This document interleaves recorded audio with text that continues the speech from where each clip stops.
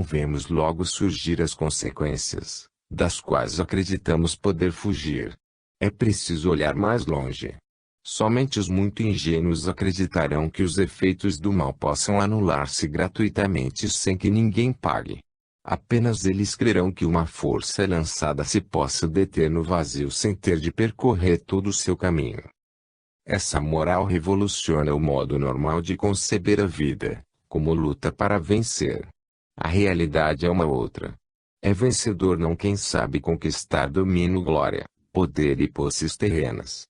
O verdadeiro rico e poderoso é aquele que é proprietário de um bom destino. É o indivíduo cuja personalidade é composta de forças benéficas, positivas, sadias que, por sua vez, lhe atraem eventos favoráveis.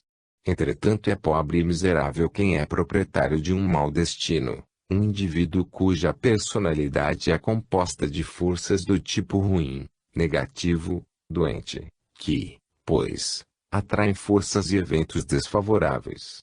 O mundo está cheio de coisas, tanto boas como más, e que venham a nós umas ou outras depende de nós mesmos, isto é, daquelas que atraímos.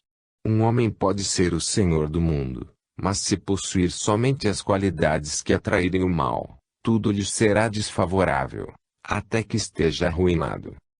O que rege a nossa vida são estas forças interiores.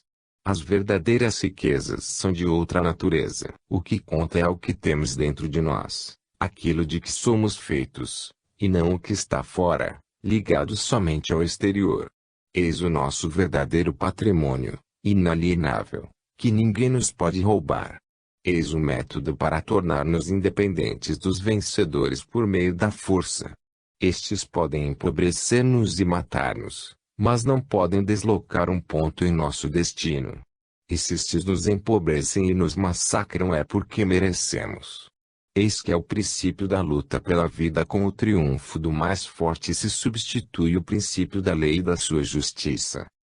Estejamos atentos em não lançar trajetórias na direção do mal, porque depois teremos de percorrê-las até o fim, pagando com o nosso sofrimento. Seremos, então, perseguidos por uma série de acontecimentos hostis, dos quais fomos a causa, primeiro por nos termos construído de modo ruim, e, como consequência, por termos atraído somente as forças do mal, das quais, no entanto, os que se construíram bem ficam imunes, já que atraíram as forças do bem. Atentos, pois, porque não há coisa que doa tanto quanto ter que corrigir uma trajetória lançada contra a lei.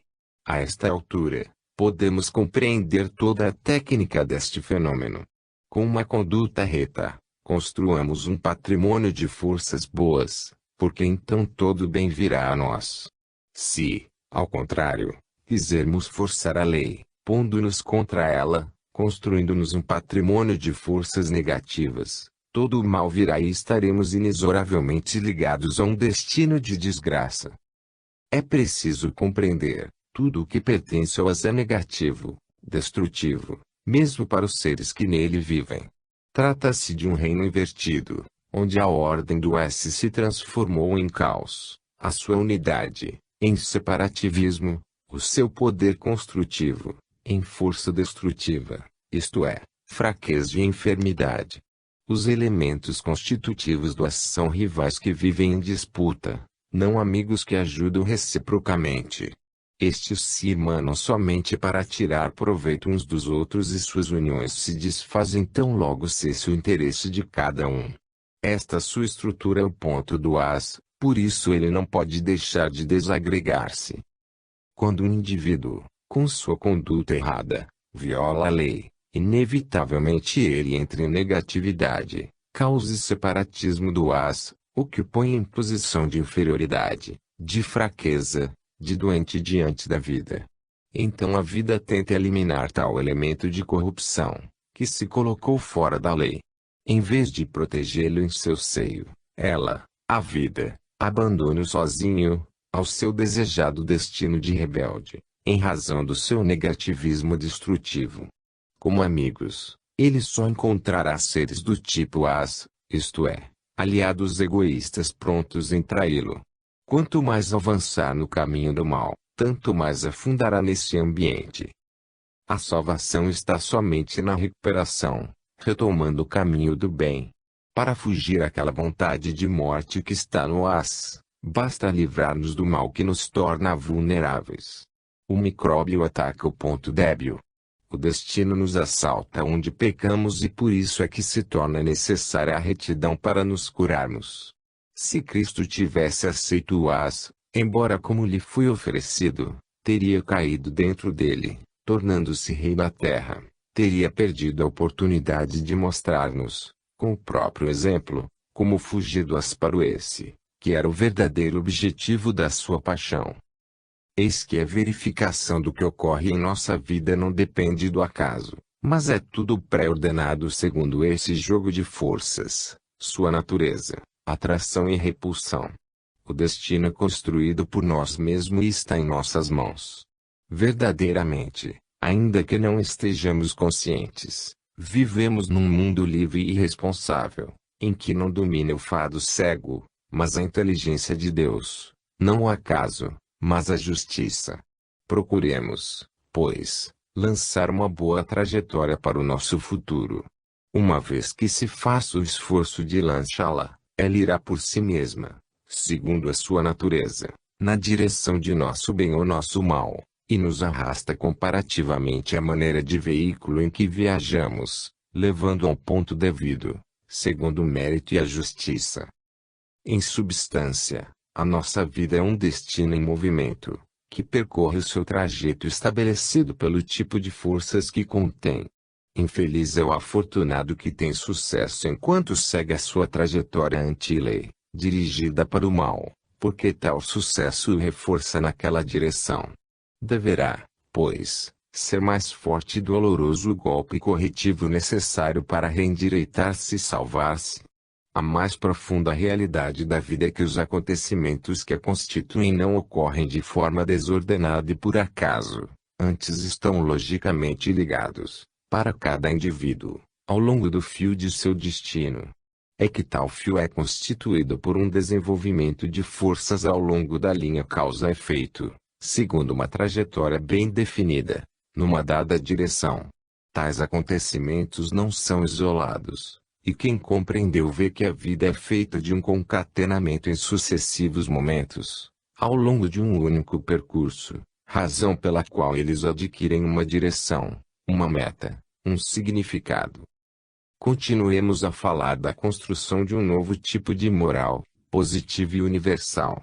Essa moral pode ser preventiva, constituída por normas de boa conduta, pelo lançamento de trajetórias sadias, isto é, construídas segundo a lei, e seus correspondentes destinos, e pode ser também corretiva constituída por métodos que endireitam as trajetórias erradas e os correspondentes destinos.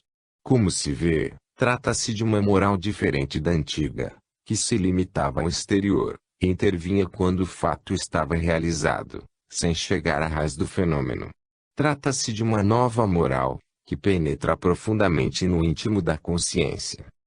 Respeita-lhe a liberdade mas impõe-lhe responsabilidade, enquanto a deixa livre para toda a escolha, e, pois, inexorável na exigência do pagamento de suas consequências. Uma moral que nos ensina a segurar o leme na travessa da vida, a dirigir a trajetória do seu percurso, lançando-o na direção justa, ou cerrada, obrigando-o a corrigi-la. Pode-se assim dispor de medidas preventivas e corretivas do mal, antes desconhecidas, impedindo-lhe o nascimento ou dele afastando-se a tempo, evitando assim chegar-se ao choque fatal com a lei. Trata-se em suma, de uma moral das causas e não só dos efeitos, mais sutil e inteligente, mais sábia e poderosa que a atual, com ação mais penetrante no interior, com efeitos decisivos, o que torna possível uma correção tempestiva, sem chegar àquele choque com a lei, que pode ser catastrófico, mas que representa a natural solução do fenômeno quando é lançado no seu fatal desenvolvimento. Esta se pode chamar a moral das intenções, porquanto atinge o ato no seu nascimento, no momento espiritual da sua gênese, já que está na raiz de cada movimento nosso, momento do que tudo mais deriva.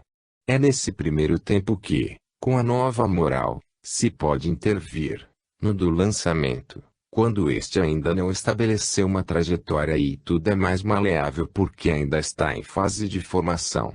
Quando a trajetória é lançada, o erro básico já foi definido e o dano está em ação. Então é tarde.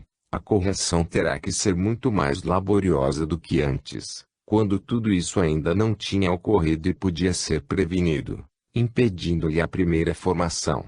Consegue-se assim chegar antes do mal, como por exemplo, se usa a desinfecção e higiene, que previnem a formação e a difusão de enfermidades, evitando um ambiente inadequado.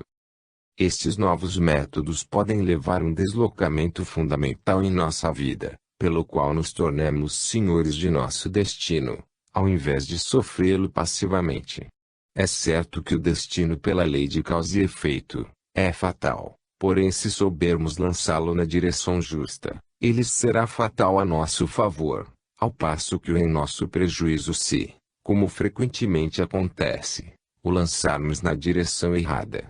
É necessária, porém, uma psicanálise da personalidade e um conhecimento do tipo de forças benéficas, uma espécie de medicina preventiva do espírito, que cura os males a tempo. Ela os previne antes de se formarem, evitando agredir o enfermo com punições, cárcere, inferno, que seria uma autodefesa tardia, uma forma de vingança, que não adianta porque confirma e consolida o mal, ao invés de eliminá-lo. Este é um método de guerra e responde a um princípio de luta para subjugar, e não de cura para restabelecer, que se rebela contra o atingido pela enfermidade, para eliminá-lo, não vai contra a doença que o atingiu, contra as causas, mas contra os efeitos.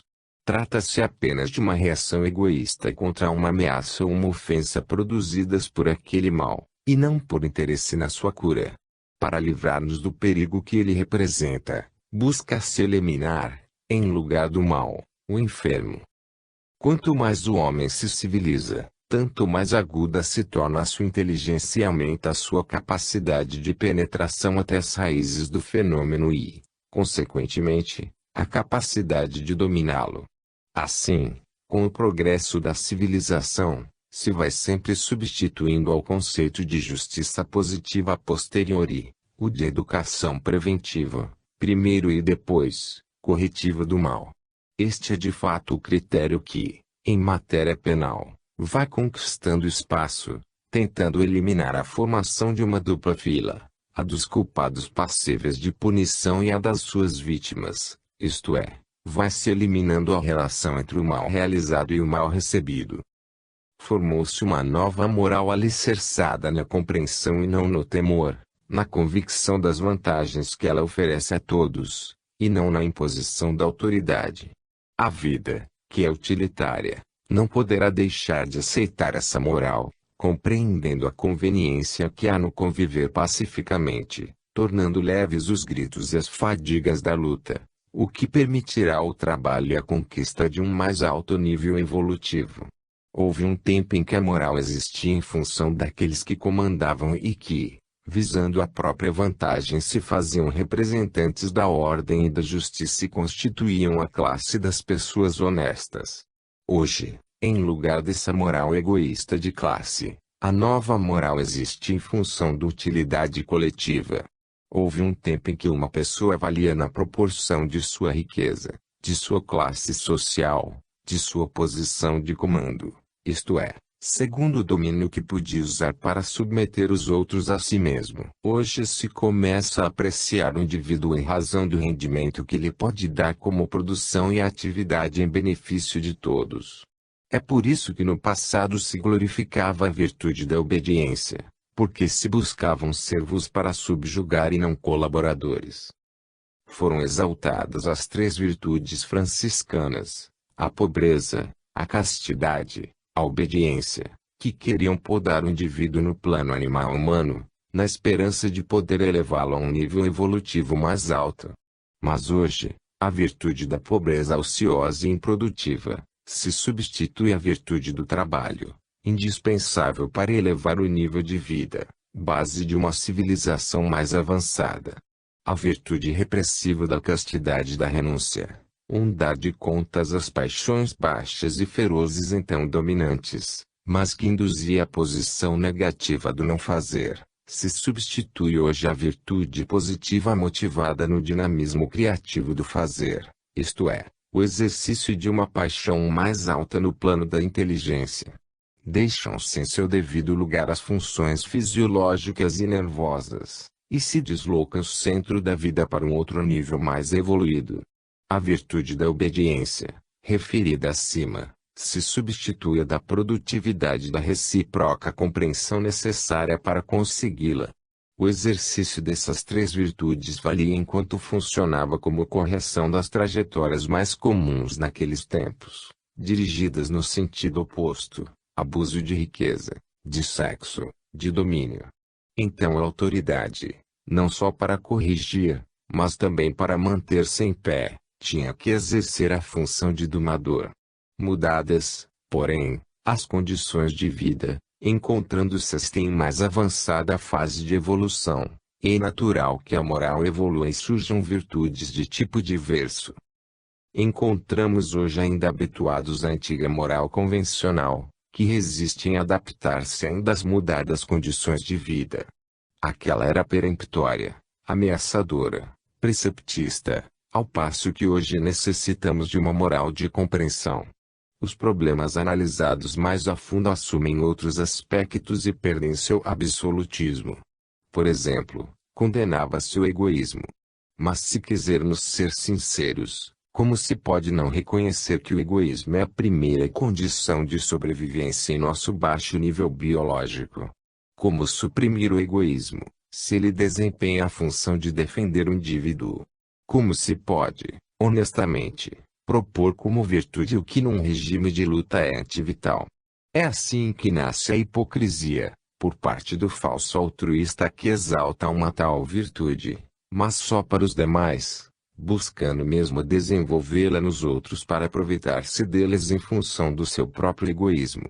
É natural que quanto mais os outros se sacrifiquem em seu benefício exercitando o altruísmo que eu incentivei, tanto mais poderei utilizar deles a favor do meu egoísmo. Eis uma das razões pelas quais, no passado se inculcavam certas virtudes cristãs com tanto zelo, e porque rechaçá-las provocava uma espécie de escândalo e de condenação contra quem não as praticava. Tudo isso é lógico conforme as leis da vida. A velha moral nada mais resolve. Melhor será deixar de pregá-la hipocritamente e, em lugar de reprimir um egoísmo necessário à vida, aumentado-lhe assim o estado de luta, a inteligência está em desenvolver esse sentimento, redirecionando-o em sentido coletivo, para defender-nos todos juntos, em vez de esganarmos-nos para nos destruirmos. Respeitar então o vital impulso egoístico, mas levá-lo a dilatar-se até abranger um grupo cada vez mais vasto, capaz de suprimir a cada ampliação um limite divisório em um setor de guerra, lucrando todos em paz e bem-estar. Pode-se, pois, passar do egoísmo a um verdadeiro altruísmo sem hipocrisia, levando em conta a realidade biológica e pedindo apenas o que a vida pode dar. Só se pode passar do egoísmo ao altruísmo, através da dilatação do primeiro, e jamais por sua negação antivital, contra qual o ser se rebela, concedendo apenas uma aceitação fictícia em forma de mentira. Neste caso não é mais útil uma virtude de tal tipo. Mas ao contrário, se for redirecionado o seu movimento ele não toma uma direção negativa, agressiva, destrutiva, mas positiva, enquanto desenvolve, em sentido construtivo, um natural impulso de vida, tendo em vista uma vantagem, e não assumindo uma forma de opressiva mutilação. Então o indivíduo aceita o melhor, porque satisfaz o instinto de crescimento, que está na base da evolução. Repensando o problema do egoísmo em termos de desenvolvimento de amplitude, em vez de repressão, ele se resolve de modo natural no sentido evolutivo. Já tratei alhures desse assunto. Ao leitor superficial há de parecer repetição retomar não só este como também outros. Mas retornar um tema é levá-lo sempre um pouco adiante, vê-lo mais a fundo, completá-lo e aperfeiçoá-lo. Assim o leitor assiste o seu contínuo desenvolvimento. É interessante ver como a sabedoria da vida resolve certos problemas, manobrando o homem ignorante através de seu inconsciente. Os psicanalistas afirmam que as motivações reais são as instintivas, inferiores e que as outras, ideais, superiores, nada mais são que coberturas para justificar aquelas diante dos princípios. A realidade seria, pois, a das motivações mais baixas, vizinhas da animalidade. Não acusamos tais movimentos instintivos. Observamos a técnica do fenômeno. De que modo a vida resolve a contradição entre o ideal e a realidade biológica, entre Cristo e o mundo. O primeiro quer que sejamos cordeiros, mas se formos cordeiros o mundo nos devora. Então, o Evangelho, tão cheio de amor, nos empurraria para a morte. E por que nos escandalizamos quando a essa pretensão se responde com a hipocrisia?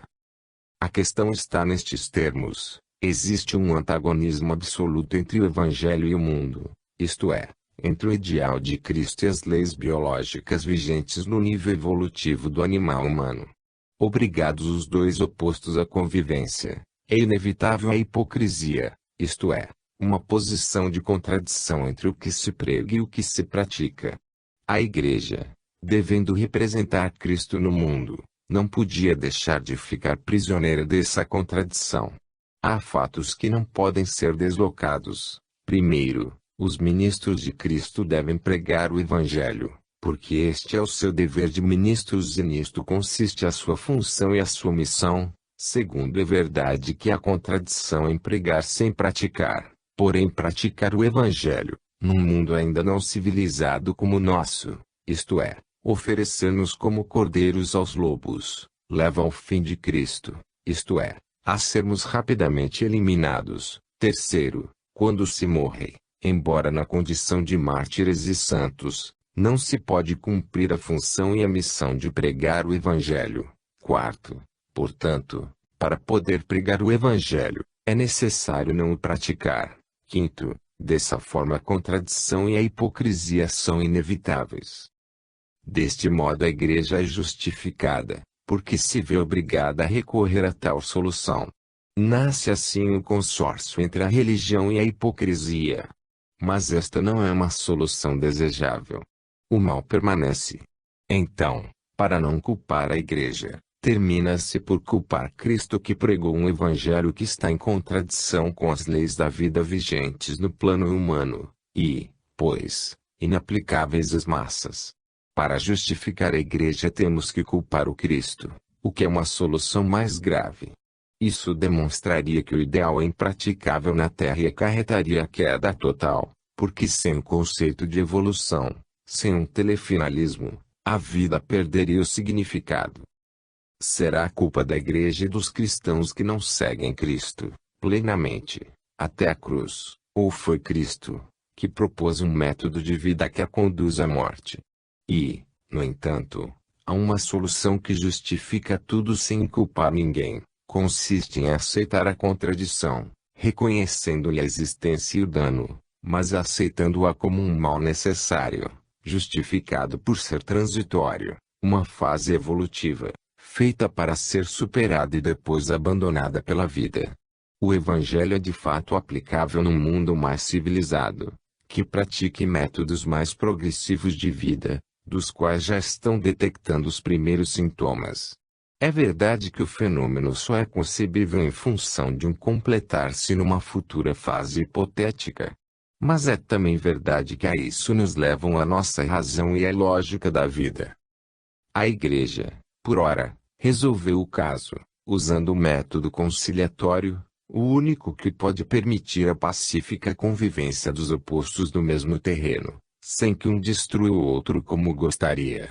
Claro que se trata de dois inimigos. Mas essa convivência é necessária, porque o ideal deve cumprir a sua função evolutiva, por meio de uma lenta penetração no mundo, que gostaria de eliminá-lo e que, no entanto, deveria ser por ele transformado. Este resultado não se poderia atingir com o método unilateral da vitória de um termo sobre o seu oposto. Frequentemente a contradição é um casamento entre opostos, a fim de que estes, como polos da mesma unidade, ligados no mesmo circuito, possam colaborar para um fim comum. É assim que a sabedoria da vida terminou por casar o ideal e a realidade biológica, evoluído e involuído, Cristo e o mundo. Desse modo, o primeiro termo não deixa sozinho, embaixo, o segundo, mas desce ao seu nível e ele se junta para elevá-lo a um outro plano de existência. Trata-se de um trabalho de milênios, de lenta penetração dos princípios do cristianismo no âmbito terrestre, realizando, sob o manto do ideal, uma obra de civilização da besta, sempre pronta a reaparecer tão logo surge a necessidade de defender-se na desesperada luta pela sobrevivência neste mundo. É assim que se pode compreender, sem culpar ninguém, a posição de um cristianismo que não pratica o que prega. Compreende-se também a sua função de progressiva realização do ideal por sucessivas aproximações. Entende-se o seu trabalho de transformação evolutiva, situando a atuação plena do Evangelho não no presente, que não pode oferecê-la senão em pequenas doses percentuais, mas longe, mais adiante, no futuro. De fato, este é um caminho que se está percorrendo, sempre mais avançado no sentido daquela atuação. Compreendido assim o fenômeno, cessa a culpa das adaptações que tanto depreciei nos escritos precedentes, pelo fato de que, sem um recíproco ajustamento, não era possível uma aproximação entre dois extremos opostos e sem isso um deles ficaria eliminado. Então o mundo teria ficado sem o ideal como impulso de evolução, enquanto para o ideal descido à Terra não haveria outro estado senão a morte. A realidade é que Cristo está no céu e a Igreja na Terra, e o comando pertence ao mundo. Cristo está no S e aqui estamos no AS, reino do involuído, no seu baixo nível biológico. Assim se explica e justifica tudo, o antagonismo entre os dois opostos, Cristo e o mundo, a contradição em que se encontram os cristãos que de fato não seguem Cristo, por isso a necessidade das adaptações que constituem hipocrisia, e não se pode acusar quem as pratica, nem julgá-lo culpado. Eis porque, sem eles, o ideal ainda em estado teórico, não poderia existir e ser conhecido na Terra. Estaria faltando a ideia de evolução e de um telefinalismo para o ideal. Se essa contradição existe, se a vida aceita tal fenômeno, é lógico que este deveria ter a sua função útil que só agora, indo mais fundo, podemos ver. Confirma-se a convicção de que a vida é feita de uma sabedoria que tudo dirige do melhor modo possível, com maior rendimento útil, mesmo que possa parecer o contrário, a que não conheça todos os fatores do fenômeno. O elemento que não se tomara em conta era o estado involuído do ser humano, razão pela qual era levado a exigir dele uma excessiva e avançada aproximação de Cristo, o que na Terra, no AS, é impossível. Assim se explica que, embora traído sob a forma de hipocrisia, o Evangelho subsista neste mundo, sem há muito ter se evaporado nos céus. Embora iluminando, apenas do alto, a estrada a percorrer, ele permanece ainda que de fato essa estrada não seja percorrida. Que encontramos então na Terra, por trás das aparências? De um lado vemos os lobos, à procura de cordeiros evangélicos sequiosos para devorá-los de outro. Vemos que a sobrevivência só se torna possível quando os lobos se disfarçam em cordeiros, isto é, assumem a auréola de pessoas honestas, justificadas pela sagrada necessidade de sobreviver. Em tal mundo a necessidade vital, portanto, biologicamente não é culpa fazer do Evangelho um uso diverso daquele pelo qual foi entendido, isto é, utilizá-lo como um manto para esconder a verdadeira natureza. Mas se não há outro meio para não sermos devorados e se estas são as regras do jogo da vida no baixo nível humano, concluir-se-ia que tudo é justo e ninguém culpado. O problema é colocado pela própria vida de tal modo que não se pode resolvê-lo senão por uma destas duas vias. Primeiro, ou negamos, por orgulho, que o homem se encontra ainda numa fase evoluída de animalidade, perdendo-se a única atenuante de suas necessárias evasões diante dos ideais superiores, que nos induziria a concluir que, sendo um ser superior e consciente, como se afirma, é um mentiroso, porque não faz o que diz. Segundo, ou reconhecemos que o homem está ainda numa fase evoluída de animalidade, e então podem ser justificadas as evasões necessárias à sua sobrevivência, não se vendo culpa na hipocrisia de que se vale como indispensável arma de luta. Mas então ele não é o ser superior e consciente como se pensa. Em suma, há um erro na contradição entre a teoria e a prática, cuja causa é preciso encontrar. Não há outra escolha, ou devemos ser perdoados, porque na condição de evoluídos somos inconscientes, ou somos conscientes e evoluídos, mas culpados de mentira. Cada um pode escolher a interpretação que lhe convier, ou somos desgraçados que miseravelmente lutam no nível animal, usando todos os meios de que dispomos, inclusive o ideal, ou, na verdade, somos superiores, o que implica na responsabilidade e obrigação a um adequado tipo de vida, com deveres que os outros não têm, embora traidores do ideal caso não o observemos. Não é possível qualificarmos-nos como seres conscientes sem ter que assumir as relativas responsabilidades e deveres. Se assim não se procede, a hipocrisia é evidente. Qual é a solução? Aquela já escolhida pela vida, deixando o ideal como está, em seu estado teórico, e a realidade como é, em seu estado prático. Ou procurar induzi-la através de lenta maturação a aproximar-se cada vez mais de sua realização? Sem dúvida tentar aproximar-se da perfeição, embora vivendo num estado imperfeito, é a solução. Não é necessário que o homem compreenda aquilo que faz. A vida se ocupa de obrigá-lo a fazer aquilo que para ele é melhor e isso automaticamente.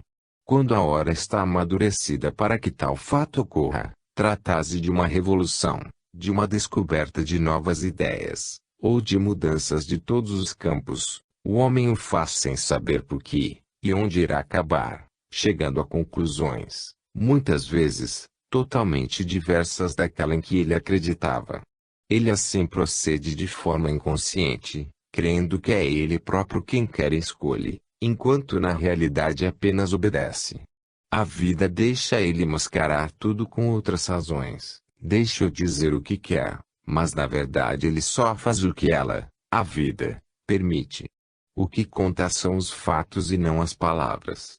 A evolução se faz com as próprias experiências, cada um com as suas. Aprende-se a não mais cair no erro somente depois de ter caído neles e tê-los pagos com as próprias dores. Tudo funciona normalmente, tanto faz ignorar ingenuamente ou mentir com astúcia. Enfim, qualquer comportamento pode deslocar a posição do indivíduo, mas permanece inviolável a lei e a ordem das coisas, que continuam seu caminho. Assim o homem vai experimentando e com isso conquistando consciência, que é o mais precioso produto de tanto trabalho. O homem é livre, mas de tudo o que fizer, advirão consequências e deverá prestar contas à lei. Esta o deixa livre para cometer qualquer erro, uma vez que o deve corrigir depois, numa experiência instrutiva, porque ensina, com a dor o caminho certo. Trata-se uma conquista de conhecimento, o que significa evolução. O ideal representa um tipo de vida do mais alto nível, isto é, mais civilizado e feliz. É por isso, por constituir um bem maior, que a realização do ideal é assegurada. A vida recompensa somente quem luta para subir, porque isso está de acordo com a lei, que arrasta consigo quem a segue, ao passo que abandona quem diverge do seu caminho. Se um preguiçoso ou inerte se veste de pacifista para esconder seus defeitos, a vida não se deixa enganar e o não o protege. É inútil mentir-lhe. Diante dela não tem valor tais virtudes baratas, negativas, feitas de inércia. Aqueles que se fazem evangélicos por comodidade são liquidados. A mentira volta-se contra quem a usa, quando é usada contra a vida. A vida quer a luta pela conquista e o ideal é uma luta no mais alto nível, pela conquista de mais altos valores. A hipocrisia, que desejaria usar o evangelho como um refúgio para poltrões, pode valer no plano humano diante do mundo, mas jamais diante da lei. É a própria lei que lança os lobos contra os falsos cordeiros, que quereriam enganá-la. A veste de cordeiro, usada por muito tempo, torna os indivíduos gentis, mas os enfraquece. Obriga-os a assumir as pacíficas atitudes do cordeiro, e isto os torna ineptos para a luta, beneficiando o lobo. No plano humano a vida permite a esses indivíduos agirem desse modo porque isto serve para civilizá-los, mas terminada essa função, manda os aristocratas para a guilhotina das revoluções. É a antiga história do ideal escondido. O lobo prepara suas reservas, sobe na escala social. Estabilizada legalmente a posição conquistada, ele se torna uma respeitável pessoa honesta, o homem da ordem, defendida por ele porque é sua, torna-se conservador, defensor da sua posição, honesto e generoso porque agora pode agir sem incômodo. Ele chegou limpo ao bem-estar e agrada-lhe completar a obra, ostentando a auréola de benfeitor, situação que agora pode desfrutar para a satisfação do próprio orgulho, luxo moral não concedido aos pobres, que ele pode gozá-lo, dada a posição que ocupa, aumentando apenas um pouco ao que já conquistou. Ele tranquiliza sua consciência, sente-se bom, pratica o evangelho, dá provas de amar ao próximo, é respeitado na terra e pode até preparar-se para subir ao céu e gozar a eterna beatitude. É verdade que ele se esforçou, lutou para subir, pensou, soube vencer. A vida o recompensa com o sucesso terreno, no nível em que trabalhou. Apesar de tudo, ele fez um esforço para subir e a lei lhe dá crédito. A retidão da lei é indiscutível, recompensa cada um proporcionalmente ao esforço realizado em sua direção evolutiva. Esta direção é a da própria lei que atrai e protege o ser. Mas quando este, com a máscara da mentira se põe a desfrutar o resultado obtido, buscando enganar a lei para ter mais que o merecido, então a falsa virtude se torna nociva para quem a aplica. Não se pode condená-lo, porque se soubesse as consequências que o esperam, não escolheria tal via.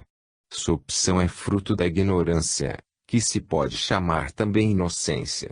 Mas a inocência não impede que se cometa o mal. Muito ao contrário, leva-o a cometê-lo, e todo o mal deve ser corrigido, porque diante da lei representa a desordem e, sem correção, voltaria a repetir, o que seria prejudicial para quem o comete. Automaticamente, a ignorância leva à experiência que a elimina, experiência necessária para eliminar a ignorância, que, por sua natureza, representa involução, enquanto a lei quer justamente o contrário, não a estagnação do ingênuo, mas a laboriosa experimentação do conquistador de conhecimento. A inocência não exime das provas, sendo o estado que mais precisa da escola para aprender. Não se pode voltar ao céu do S situado no mais alto da escala da evolução senão depois de ter atravessado todo o inferno do As, e por experiência direta, ter atingido os pontos mais degradantes da involução, com o fim de superá-los e suportar o trabalho de purificação, neutralizando todo o mal com que o ser se confundiu, por ter vivido nele.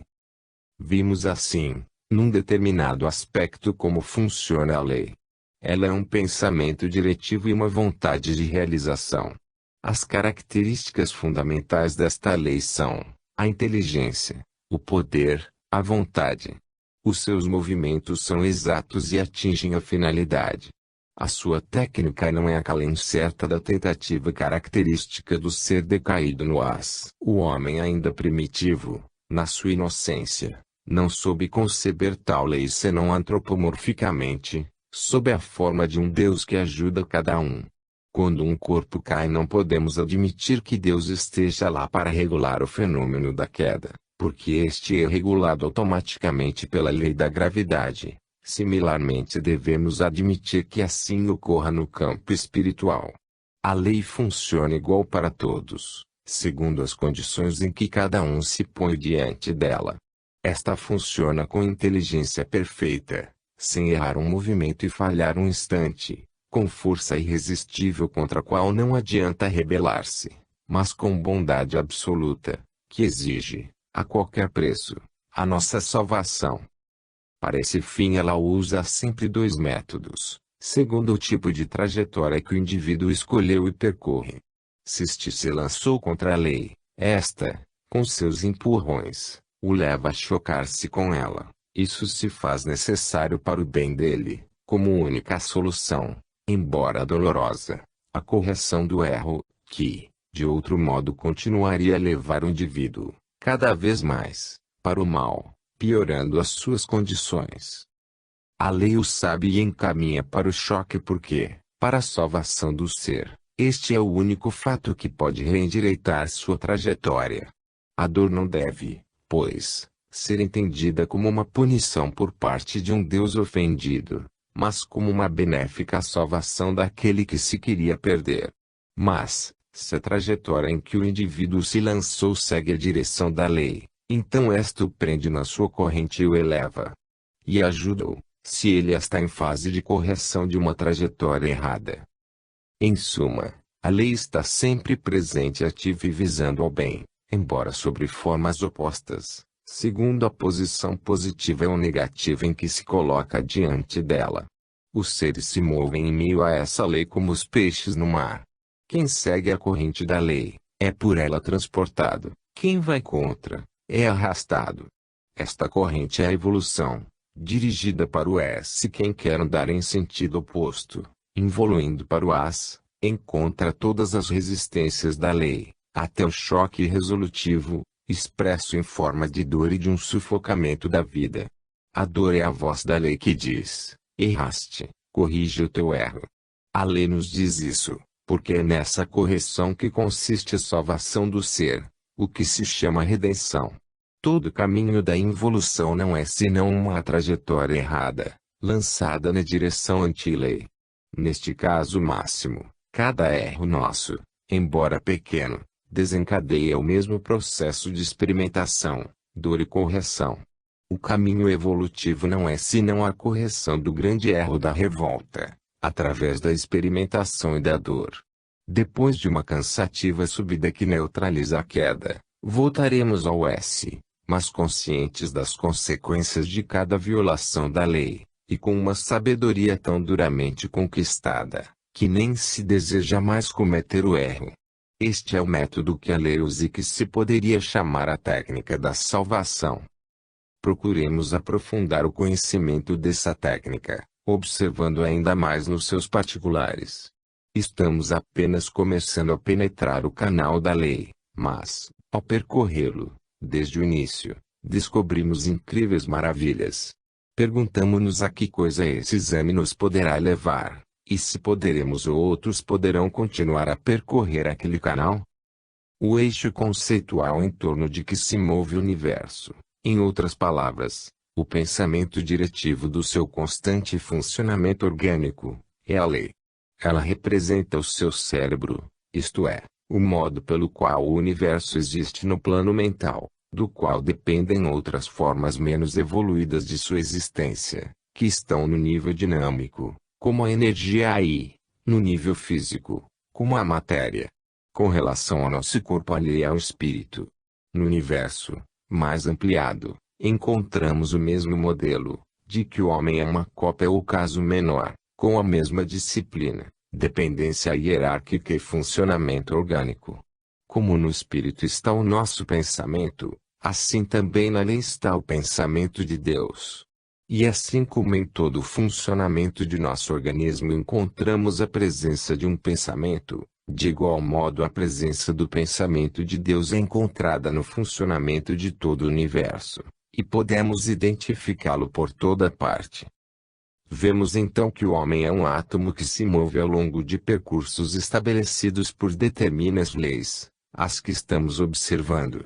Os seus movimentos podem assumir duas direções principais, canalizando-se ao longo de dois tipos de trajetória: a que se afasta da lei, seguindo a direção negativa, e a que segue a lei, indo, pois, na direção positiva. Este segundo caso se verifica mesmo quando é necessário inverter o percurso para corrigir o precedente afastamento da linha da lei, realizado em direção negativa. Direção negativa quer dizer avançar no caminho do mal, positiva quer dizer no caminho do bem. Temos, assim, dois percursos opostos: o da trajetória que se afasta de Deus pelas vias do mal, e o que vai em direção a Deus pelas vias do bem. Como se vê, o dualismo expresso pelos dois sinais mais é. Existe em nosso universo até ao mais alto plano da existência, o espiritual. No centro de tudo está Deus, que é uno, acima de todo dualismo, que se encontra somente na criatura caída pela revolta. Diante do ser pulverizado no relativo, Deus é o pensamento único e central, a lei, de que já observamos as qualidades. Vimos que, além da inteligência e bondade, é a lei também uma vontade absoluta de manter o percurso de todas as trajetórias na direção positiva, no caminho para o esse é a vontade de fazer avançar o ser ao longo do caminho da evolução, que é a via natural de salvação.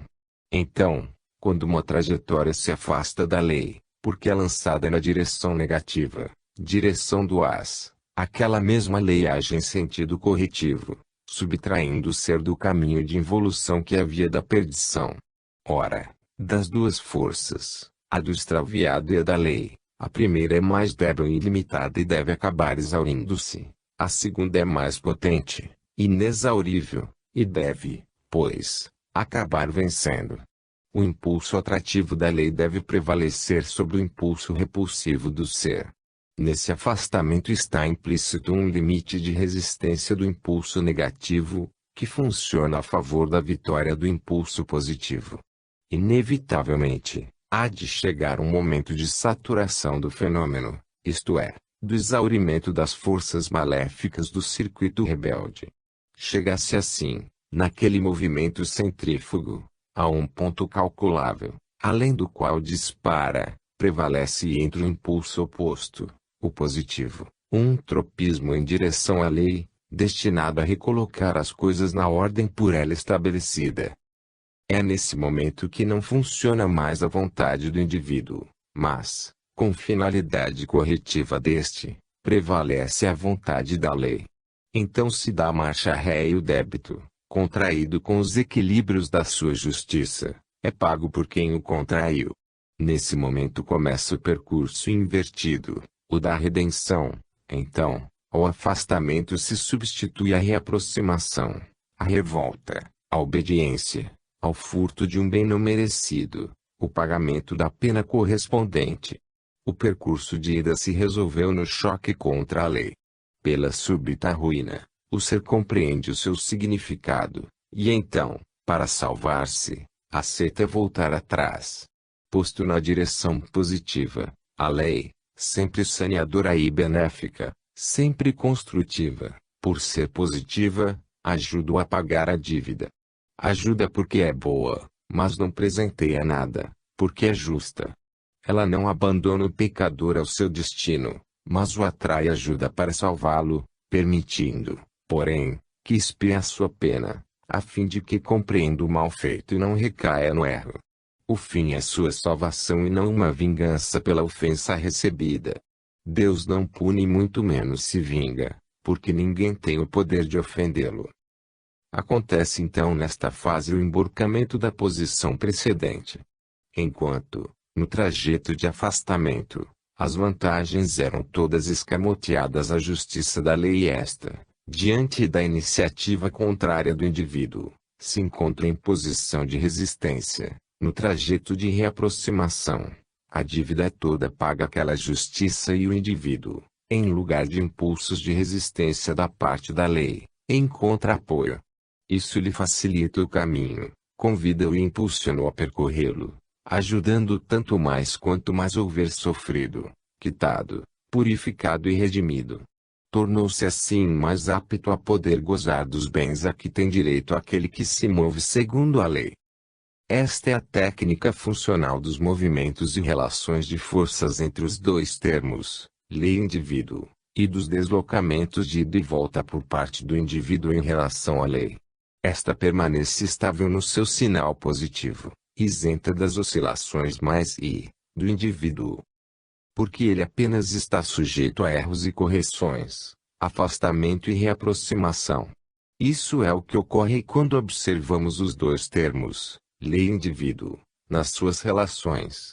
Vejamos agora que fenômenos se verificam quando este segue uma trajetória que se move em sentido negativo, anti-lei.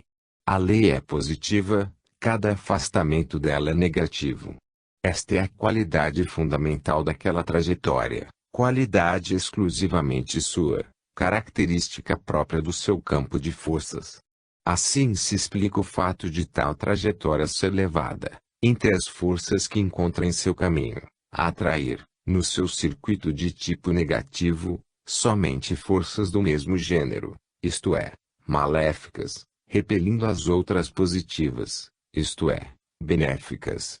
Esta é a condenação, que o indivíduo, situado em tais condições, automaticamente, leva consigo e impõe a si mesmo. É dessa forma que ele não pode deixar de encher a sua vida de mal e de desgraças, que tendem a destruí-lo e acabarão por consegui-lo, já que com sua própria natureza negativa antivital, é incapaz de resistir diante da positividade da lei. No S há uma vontade fundamental de livrar-se do maligno tumor constituído pelo As, recuperando-se com o retorno ao estado do S. Estas forças negativas são lançadas também contra os campos de forças de tipo positivo, tentando torcer para o sentido negativo seu percurso gerado em sentido positivo. Ocorre porém que, sendo esses circuitos de sinal oposto, eles repelem tais forças, de modo que aqueles impulsos de tipo negativo não conseguem penetrar e não são instalados nos circuitos de tipo positivo. Eis porque o mal não pode fazer o mal a um bom que não o mereça, mas pode acrescentar o mal a quem o merece, somando-se a ele, porque, neste caso, são-lhe abertas as portas para entrar, em vez de fechá-las para impedi-lo. Ocorrem então dois fatos: o mal lançado não entra no campo do bem, que é automaticamente protegido pela sua positividade, ele volta-se para trás e, sendo negativo, vai enriquecer o campo do seu próprio sinal negativo, aumentando o dano de quem o lançou. Assim, os impulsos negativos, além de não penetrarem no circuito positivo, somam-se com os impulsos negativos do circuito de origem, reforçando-se a potência destrutiva que redunda em prejuízo de quem a possui. De tais constatações derivou uma moral que responde à perfeita justiça da lei, razão pela qual, por mais que se tente fazer o contrário, não é possível fazer o mal senão a si mesmo, nem fazê-lo a um bom que o não tenha merecido. A medida com que o mal pode passar de um indivíduo a outro e a negatividade a ser inserida num dado circuito, é estabelecida pelo mal merecido, grau de negatividade de que se saturou o próprio circuito receptor. Em suma, a lei não permite a injustiça, nem que se sofra sem culpa, porque não há sentido em corrigir um erro não cometido. Logo se pode verificar a injustiça de que ao ser mau seja concedido o poder de fazer sofrer o bom e inocente, somente porque aquele malvado é mais forte e mais esperto. Se o bom tiver de ser atingido, isso só poderá ocorrer na proporção em que o circuito de suas forças permitir a introdução de impulsos negativos e maléficos. Tal moral nos garante que essa inserção não será possível quando o indivíduo bom não tiver merecido o mal que o assalta, mas se torna possível desde que o mereça. Diz-nos também que aquele mal não merecido e, pois, não recebido, não é uma força que se anula, o que é impossível, mas uma força que se volta contra, e atinge aquele que a lançou. Esta é a justiça da lei. O que vemos em superfície, pelo fato de desconhecermos as raízes profundas e as origens longínquas de tantos acontecimentos humanos que pode enganar-nos. O contrário ocorre no caso de trajetórias que seguem a direção da lei, isto é, um percurso em sentido positivo.